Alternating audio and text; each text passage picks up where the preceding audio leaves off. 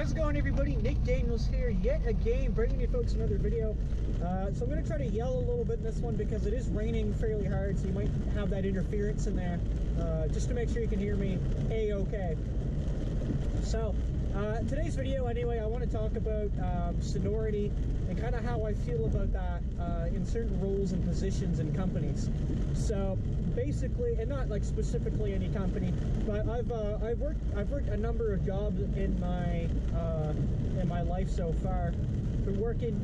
I started my first job when I was 15, like actually getting a paycheck, and I've been working until now. Obviously, that first one I couldn't get taxed, but I still had a taste of what the real world was all about, money. And one thing I noticed that every time I go to a company or every time I do something in like an organization, there's always somebody who's they claim the seniority, right? I've got seniority. I have been here longer. I have done this longer than you. I have been in this industry longer than you've been alive. That kind of thing, right? One thing that comes to mind is I watch a lot of Ink Master, which is a TV show if you're not familiar, and a bunch of people will compete to win, right? And there's always the one guy that's got like 3 years experience tattooing. It's all he's got, just 3-5 years, you know, not really in there a long time, but he's confident. And there's a guy that's been tattooing 20 and just says he's better because I've done it longer. But that's not always the case, and it actually turns out to be quite so in the show. Now, obviously, that being a TV show, the credibility not necessarily guaranteed. So, kind of what I think about that, seniority, I think it's got a place. You know, and I absolutely agree.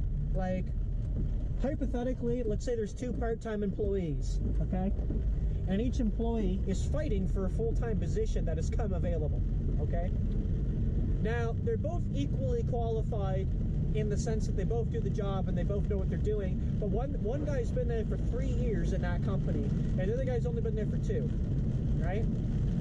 And I kind of get that. Like, it makes sense. Like, the guy who's been there longer should have that opportunity. He's put more time into the company, right?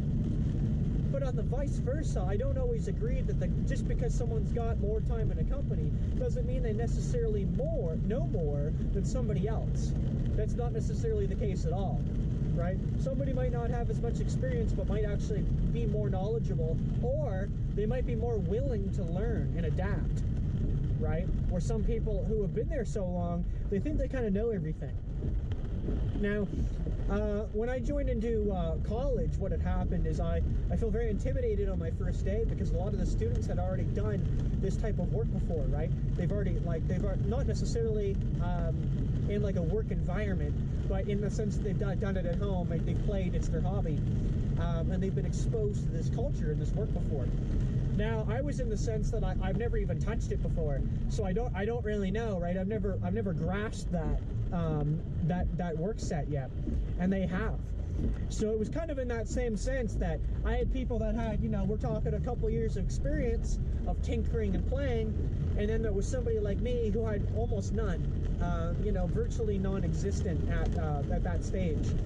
And again, it was kind of the complete opposite. I had the willingness to learn, and you know, I was willing to put in the time, and the other people didn't, so it ended up paying off in my favor, and I'm the one who's still in the program and graduating very shortly. The end of my semester is in about 3 weeks, and I'm technically done school. So, you know, kind of looking at it from that side, you know, it's basically don't underestimate the underdog, right? Like, the underdog's got just as good of a chance as somebody else. Just because you've done something for 10 years doesn't mean they can't pull up their socks and get to it.